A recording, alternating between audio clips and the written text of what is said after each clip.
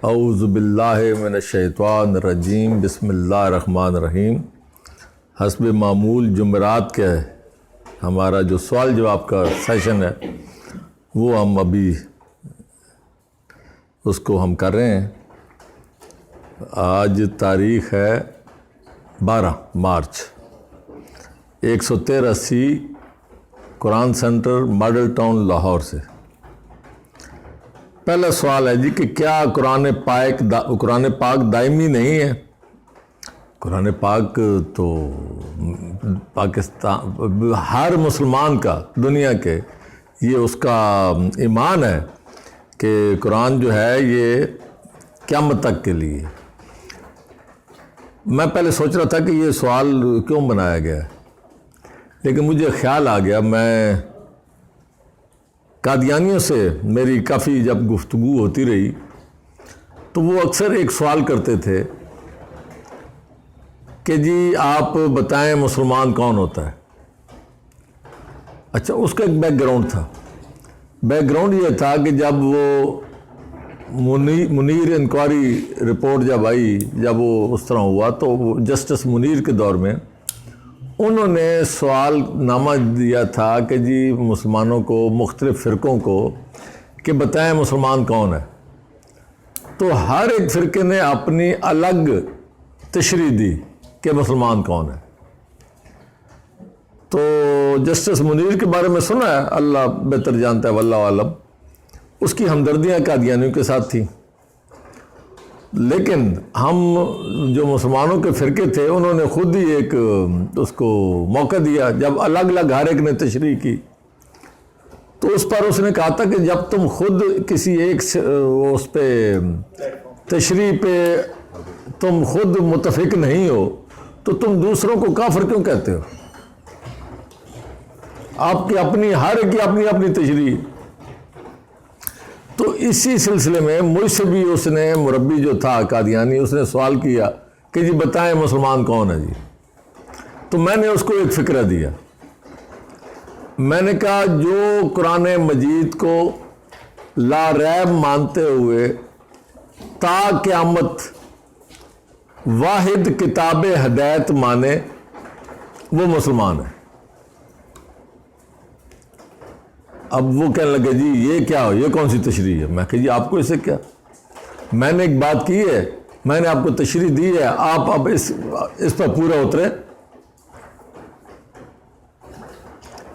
اگر واحد کتاب ہدایت تا قیامت اور لا ریب آپ اس کو مانتے ہیں تو مرزا قادیانی کی ملفوظات اور اس کی ضرورت نہیں رہتی،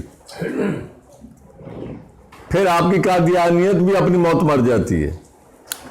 تو یہ سوال سن کے پھر مجھے خیال آیا کہ اس کا جواب میں یہی دوں کہ یہ قرآن مجید جو ہے یہ واحد کتاب ہدایت لا ریب شکل میں تا قیامت قرآن مجید جو ہے یہ موجود ہے اور انشاءاللہ رہے گی۔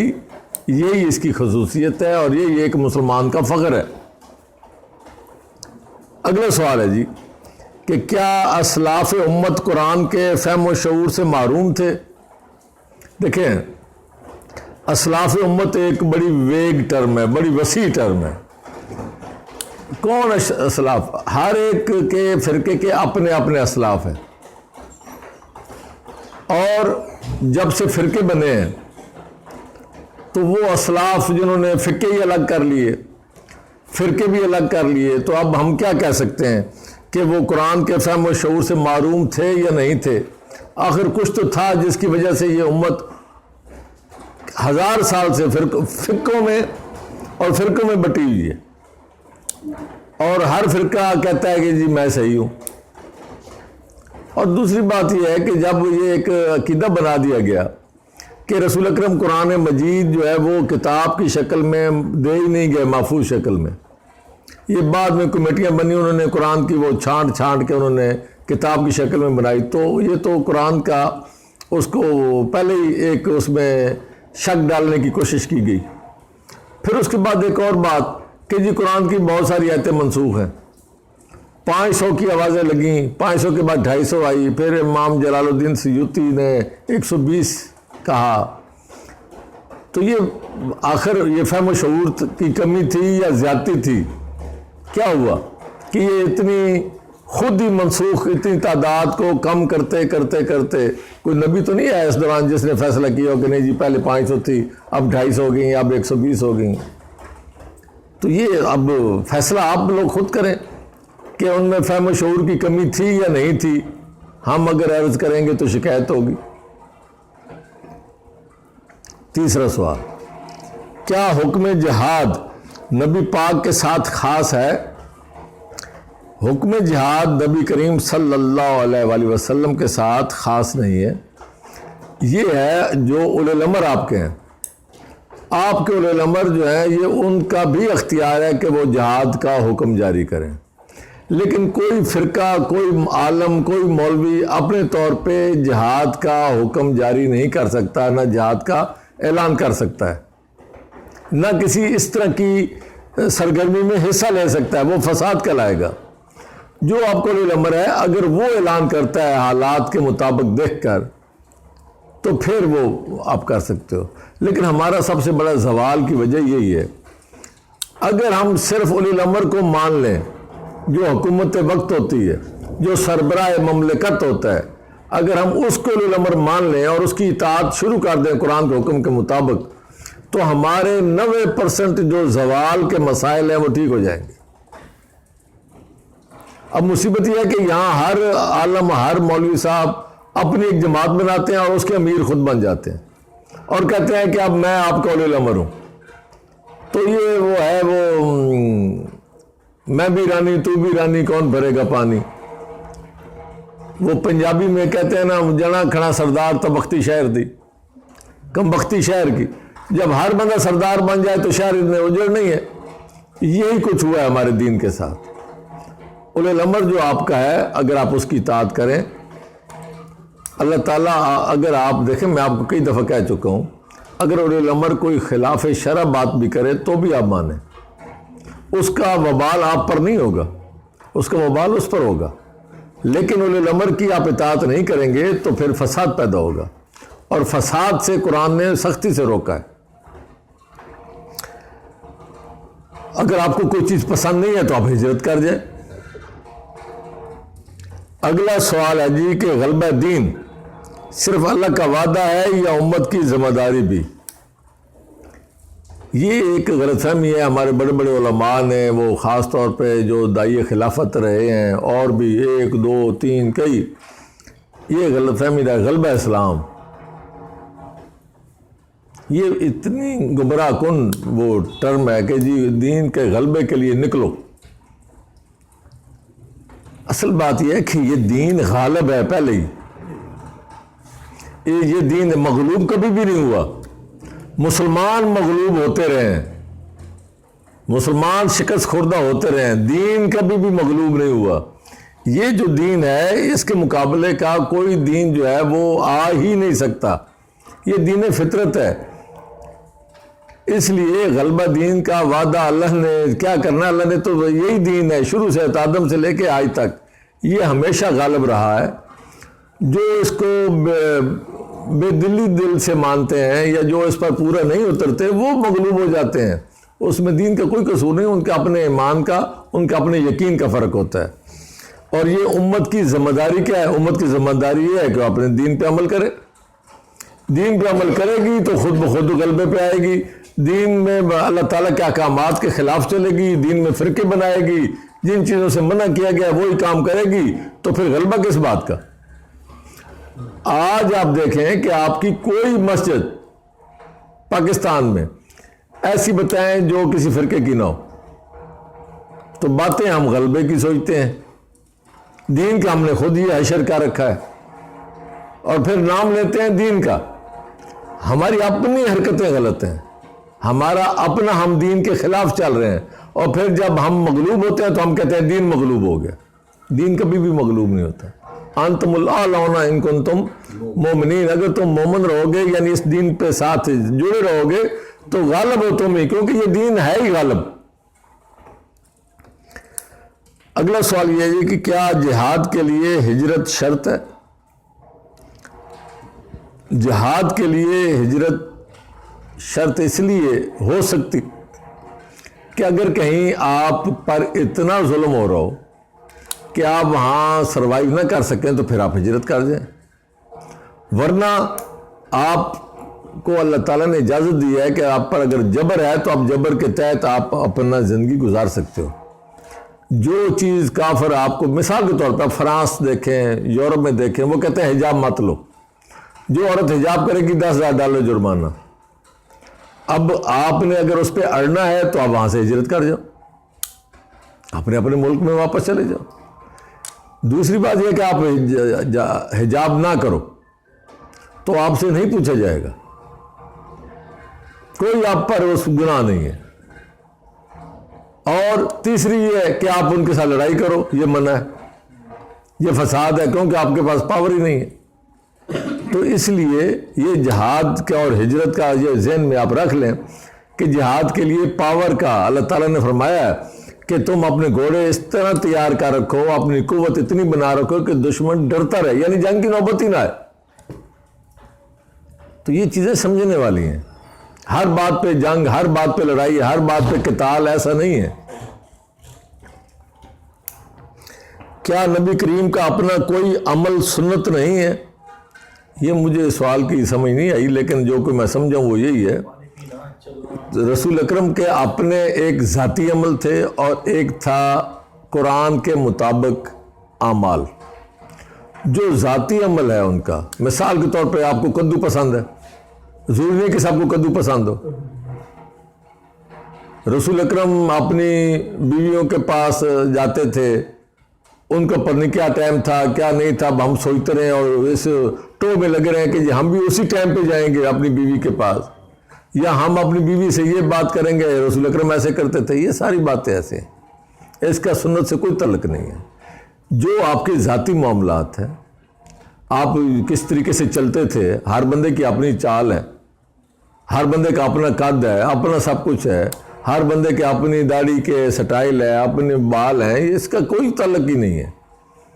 دین میں یہ نماز، روزہ، حج، زکوٰۃ، بس یہ باتیں ہیں جو رسول اکرم آپ کو دے گئے، دین کے مطابق آپ اس پہ عمل کریں، باقی کوئی ایسا آپ پر لازم نہیں ہے۔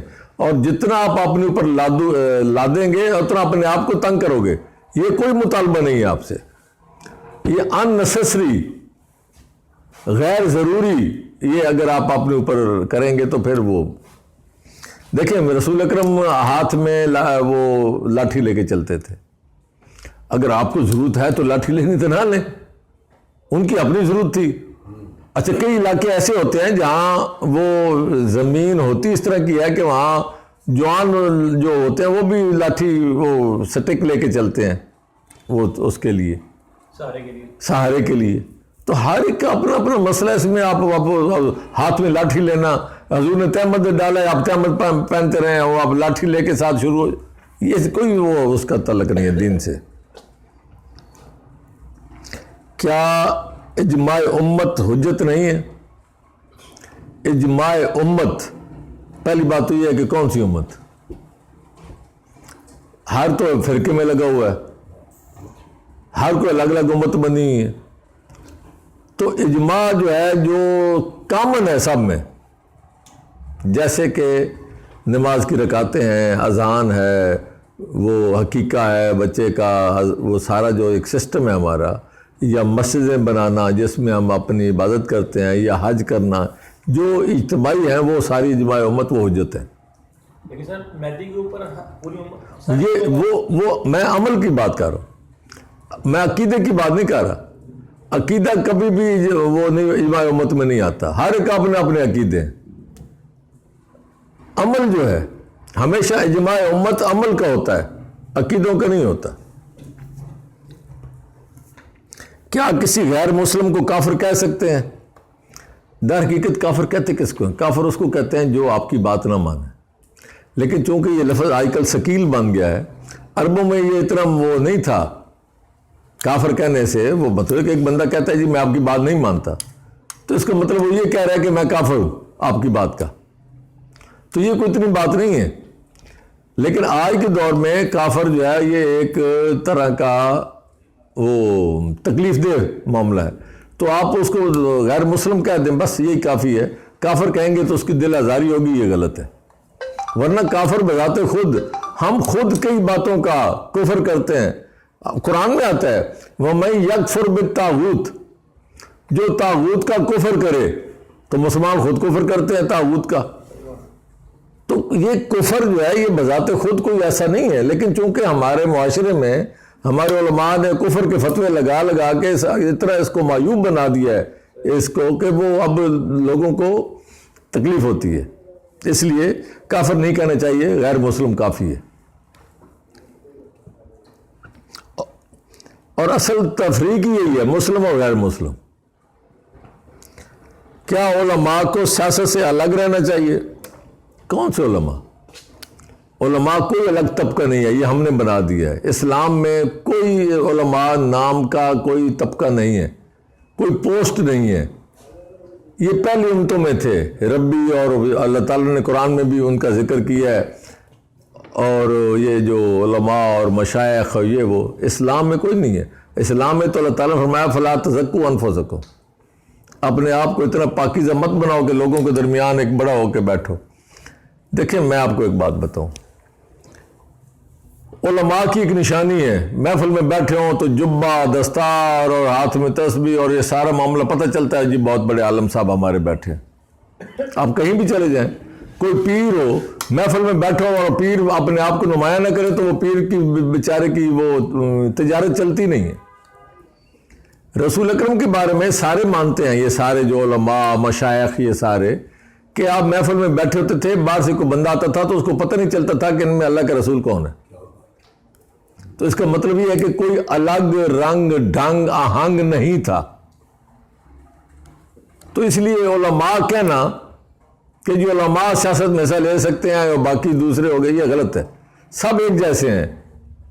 جب آپ سب کو ایک جیسا مان لیں تو پھر ٹھیک ہے، سیاست میں حصہ لیں نہ لیں پھر وہ بات الگ ہو جاتی ہے. کیا شاتم رسول اور مرتد کے لیے شریعت میں قتل کی سزا ہے؟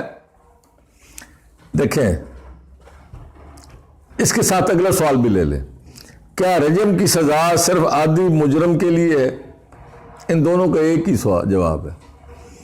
شاتم رسول اگر وہ معاشرے میں فساد پیدا کرتا ہے، معاشرے میں فساد کا خطرہ ہے. مرتد ویسے کوئی بندہ مسلمان سے غیر مسلم ہو جائے کوئی سزا نہیں ہے.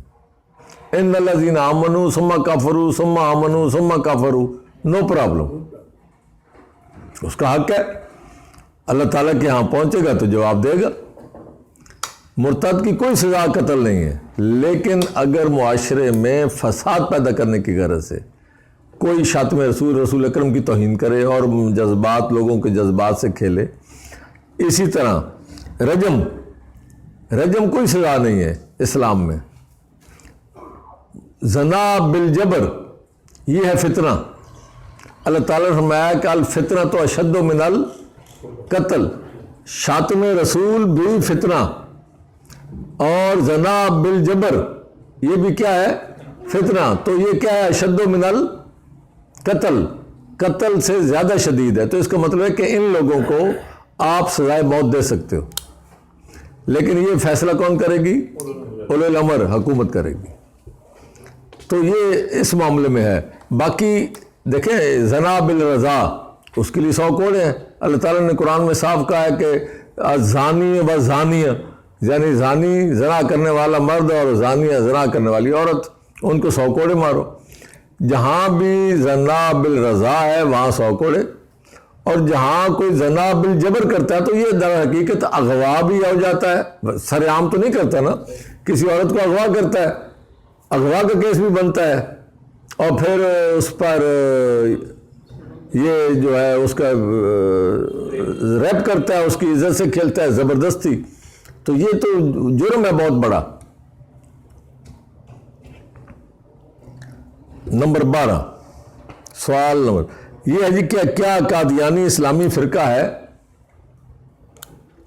یہ سوال اکثر اٹھا دیا جاتا ہے، اور اس کے ساتھ اگر آپ یہ بھی ملا دیں کہ کیا کسی ملک کی پارلیمنٹ کسی کو جیسے قادیانیوں کو غیر مسلم قرار دیا ہے، کیا پارلیمنٹ کو، پاکستان کی پارلیمنٹ کو اختیار حاصل ہے؟ یہ بھی ایک بہت بڑا سوال ہے۔ اس پہ غالباً غامدی صاحب جیسے لوگ اور بھی لوگ ہیں وہ کہتے ہیں جی ان کو اختیار نہیں تھا، میرا خیال ہے، واللہ عالم۔ اصل میں ایک قانونی وہ سمجھے نہیں لوگ۔ پاکستان کے آئین میں یہ لکھا ہوا ہے کہ اس ملک کا سربراہ جو ہوگا وہ ہوگا مسلمان ہوگا۔ اب ہوا یہ کہ قادیانی کہتے ہیں ہم بھی مسلمان ہیں، اور باقی مسلمان ان کو کہتے ہیں کہ تم مسلمان نہیں ہو۔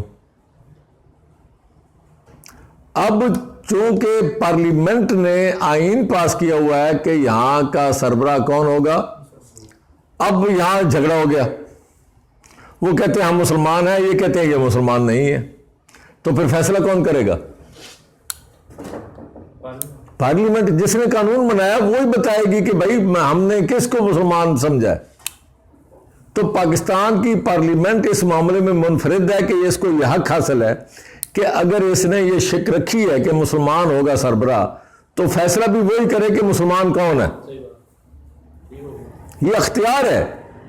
یہ غلطی لگی ہے ہمارے علماء، جدید علماء کو، یہ کہ جی پارلیمنٹ کو اختیار نہیں ہے۔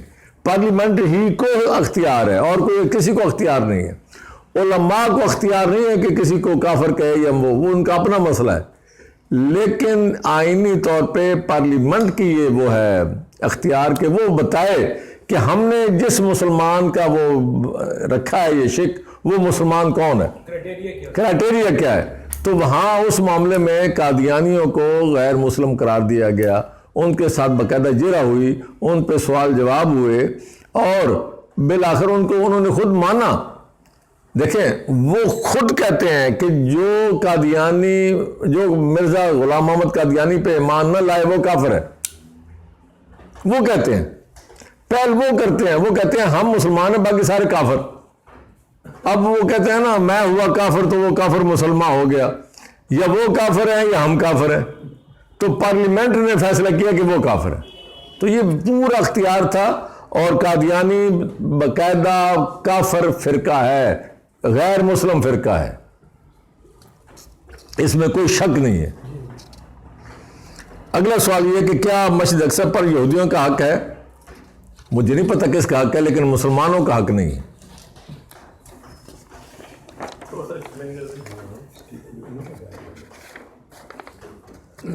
جب آپ نے چھوڑ دیا بقول آپ کے، قبلہ تھا ہمارا، ہم نے اس کو چھوڑ دیا، ہم نے بیت اللہ کو بنا لیا، جب چھوڑ دیا تو اب بس کرو،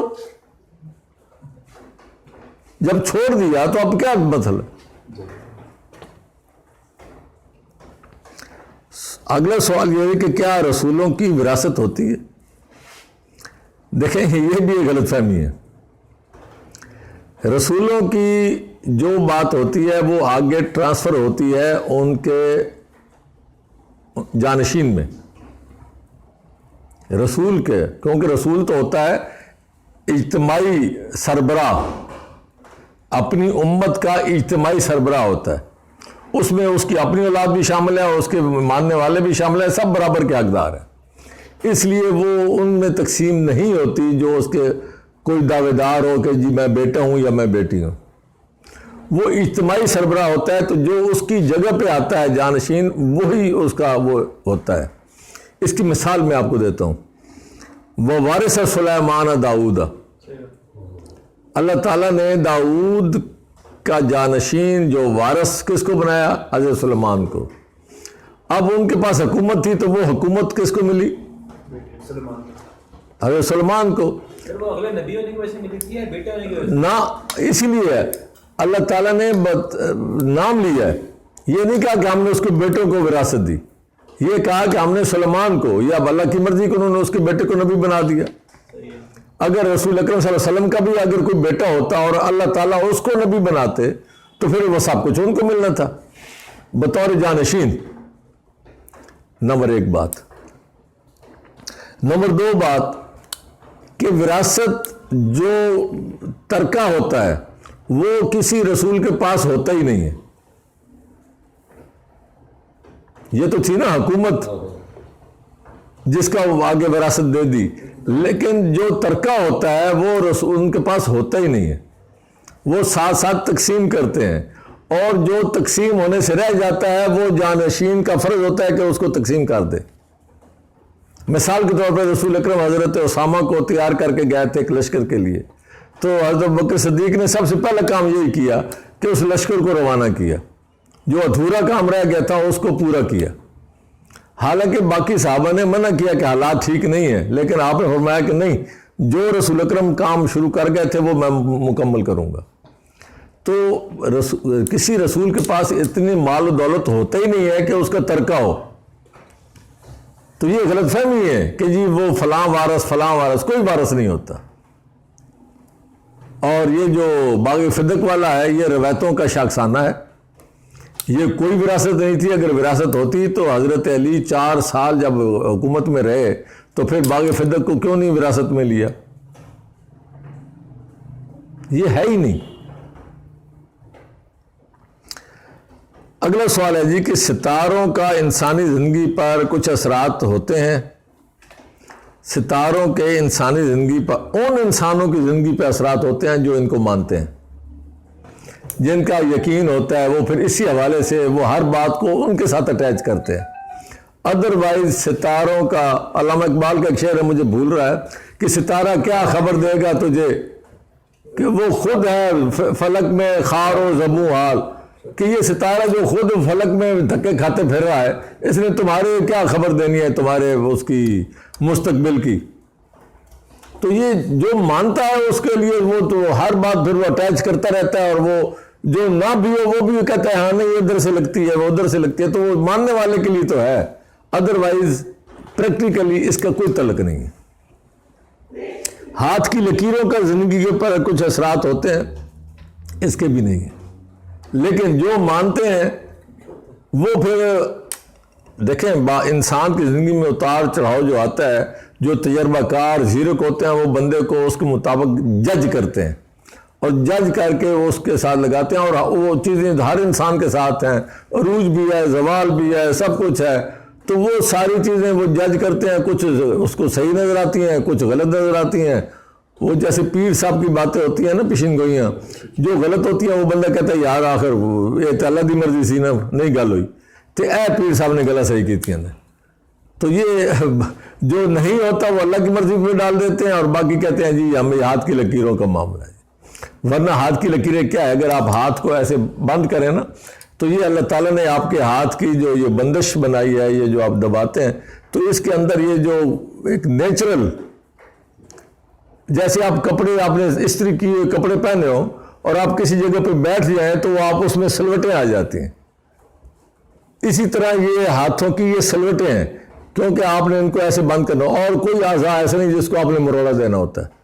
کان ہے تو کان جیسے ایسے ہی ہیں، ناک ایسے ہی ہے، ٹانگیں ایسی ہی ہیں، صرف یہ ہوتا ہے جس کو آپ بند کرتے ہیں کھولتے ہیں تو اس میں سلوٹیں آتی ہیں، بیسیکلی یہ وہ چیز ہے۔ ورنہ اگر ہاتھ کی لکیریں ہیں تو پاؤں کی لکیروں پہ کیوں نہیں آتے؟